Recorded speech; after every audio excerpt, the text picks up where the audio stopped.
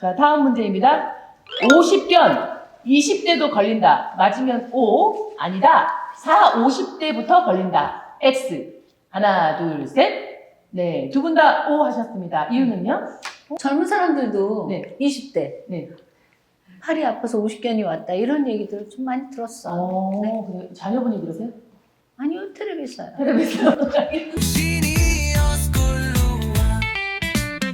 체육부장은요? 그러니까 제 생각에도 뭐 팔을 많이 움직이는 그 일을 했다든지 네. 그러면 젊은 사람도 올 것 같아요. 네. 저는 아직 팔팔합니다.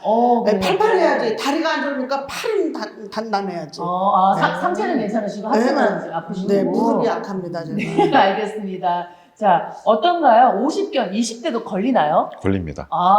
두 분 다 맞추셨습니다. 맞췄습니다. 네.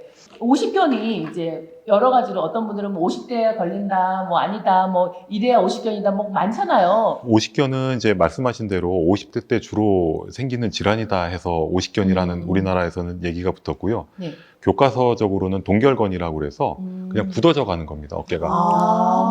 그러니까 다른 관절은 우리가 이제 걸을 때 무릎이나 발목이나 이런 관절 보게 되면 이렇게 체중 부하가 됩니다. 딱 네. 걷거나 서 있을 때 딱 박히는 그런 관절인데 네. 어깨 같은 경우는 이렇게 우리가 앉아 있잖아요. 네. 공중에 떠 있어요. 그렇죠. 그러니까는 관절 자체가 이렇게 살짝 음압이 걸리면서 빠져 있는 상태입니다. 네. 어깨라는 관절 자체가 이 관절낭이라는 하나의 주머니가 있는데 네. 이 주머니가 쪼그라들면서 점점 이렇게 쪼그라드는 거예요. 그러다 보면은 어깨가 움직임이 점차 제한이 되고 네.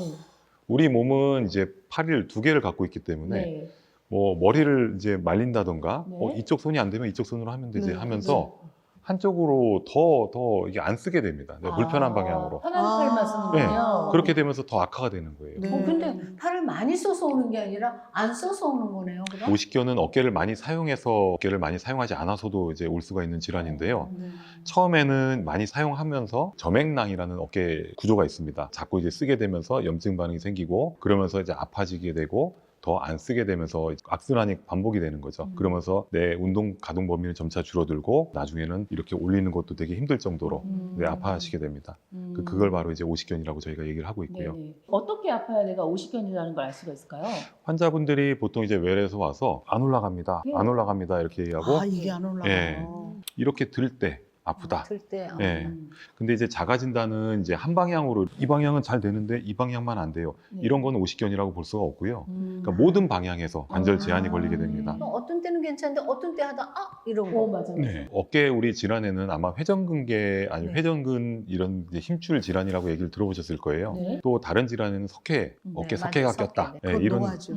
노화 아닙니다. 왜 끼는 왜 끼는 거예요? 어깨는 많은 힘줄로 붙어 있어요. 관절은 운동 가동 범위가 있는데 생각해 보면 우리 몸에 갖고 있는 관절 중에서는 어깨가 가장 회전 반경이 큽니다. 그렇죠. 네.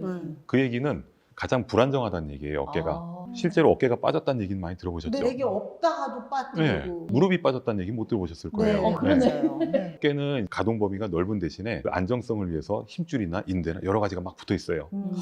그래서 막 쓰다 보면은 우리가 힘줄은 어쩔 수 없이 조금의 손상은 일어납니다. 조금 손상됐다가 또 자면서 회복됐다가. 그래서 아팠다 안 아. 네, 아팠다. 이 석회가 생긴다는 것은 이제 여러 가지 가설이 있는데 재생 과정에서 약간의 문제가 생겨서 재생 세포들이 석회로 변한다는 얘기가 있어요. 실제로 우리가 석회를 뽑아보거나 이렇게 했을 때는 네. 진짜 분필가루 같이 이렇게 나오기도 하고요. 조금 이제 경과가 진행되면은 치약처럼 이렇게 나오기도 하고요. 그 석회는 피부들 몸에서 나온 살이랑 좀 다른 거죠? 네, 달라요. 네, 다른 다릅니다. 거구나. 왜 살이? 다음 질문 넘어가도록 하겠습니다. 허리 디스크가 척추 관엽 착층이다. 좀 어려운 말이죠. 네, 상당히 어렵습니다. 네, 찍으셔야 될 것 같습니다. 허리 디스크가 척추 관엽 착층이다. 맞으면 O, 틀리면 X. 자, 하나, 둘, 셋. 자, 두 분 다 O 하셨습니다. 허리 디스크가 척추 관엽 착층이다. 네, 어떻게 그렇게 생각하셨나요? 네. 그 척추에 뭐가 이렇게 뭐 그게 좀 이렇게 삐져 나왔다 뭐 이런 얘기를 뭐 들었던 것 같아요. 네. 그러니까 아까 그 낱말이 관에서 튀어나와서 그런가? 하여튼 네네. 뭐 그거 같아요. 네, 네. 추론으로. 네. 네, 우리 치ef부장은요? 저는 완전히 그냥 찍었습니다. 그런데 제가 척추 4번, 5번 여기가 네. 안 좋다는 얘기를 어. 들었고요. 네네. 우리 나이쯤 되면은 원래 네. 70년을 이렇게 서서 생활을 주로 했기 때문에 네. 아무래도 여기 같이 하면 내가 좀 이렇게 이렇게 된 거 아닌가. 네. 그래서 다 이상이 있는 것 같더라고. 허리 디스크랑 척추 관엽착증이랑 이 두 가지의 차이를 사실은 잘 모르겠거든요. 네네. 네, 일단 OX의 정답은 뭔가요? X입니다. X입니다. 두 분 다 사이좋게 틀리셨네요. 많은 분들이 이 두 가지를 헷갈려하거나 아니면 같은 걸로 생각을 하시더라고요. 그래서 이번 시간에 허리 디스크랑 그 척추 관엽착증을 좀 정확하게 분리를 해보는 시간을 가지면 좋을 것 같습니다. 네, 두 가지 설명 좀 부탁드릴게요. 네, 먼저 디스크랑 협착증이랑은 비슷합니다. 비슷한 허리 질환을 의미를 하는데 각각 개별적으로 따지고 보면 완전 달라요. 그 이유는 협착증 같은 경우는 우리가 협착이란 단어에서 알듯이 뭔가 좁아지는 그런 상태를 의미를 합니다. 네. 근데 그 좁아지게 하는 원인이 뭔가를 여러 가지를 따져봤을 때 그 중에 하나가 디스크, 추간판 탈출증이라고 보통 얘기를 하죠. 디스크 질환이 있는 거예요. 보통 이제 디스크 질환 같은 경우는 젊을 때부터 가능합니다. 심지어는 20대 초반에 디스크 때문에 터져서 수술했다 이런 얘기들은 간혹가다 들어보셨을 네, 저희 거예요. 집안에서도 듣고 있습니다. 네. 남편이 터져가지고. 근데 협착증 때문에 젊은 나이에 수술했다? 사실은 그건 맞지 않습니다. 그렇구나. 저희가 이제 환자들한테 이제 이해하기 쉽게 설명하는 거는 어머니 얼굴에 주름이 이렇게 가는데 네. 그거는 나이에 따른 자연스러운 변화라고 알고 있지 그렇죠. 않나요? 이렇게 네. 얘기를 하고요. 근데 그거와 마찬가지로 협착증도 자연스러운 신경관의 변화예요. 그래서 뒤에서는 황색인대라는 부분이 있습니다. 네. 거기가 조금씩 두꺼워지면서 뒤에서는 자라 들어와서 누르고 그다음에 앞에서는 디스크가 있는 부분이 노화가 진행이 되면서 점차 낮아지면서 앞에 있는 디스크가 뒤로 누르게 됩니다. 골극도 튀어나오면서 점차 이 신경관이 좁아지는 그런 여러 가지 현상들을 협착증이라고 얘기를 하고요. 네. 추간판 탈출증, 그다음에 협착증 이거는 허리에서 생기는 질환이 맞고요. 비슷한 통증을 나타내긴 하는데 약간 다른 개념이죠. 근데 그 저 디스크가 터졌다고 그러는 거는 디스크가 무슨 풍선처럼 생겼어요. 그게 왜 터져요? 좋은 질문인데요. 네. 디스크는 두 가지 구조로 되어 있습니다. 하나는 안에 이제 몰캉몰캉한 충격 흡수를 하는 그런 재질들이 하나 있고요. 그 물질을 싸고 있는 약간 나이테 같은 섬유린이라고 하는 재질이 있습니다. 근데 우리가 디스크가 실제 터졌다 하면 그 섬유린을 뚫고 나온 거예요.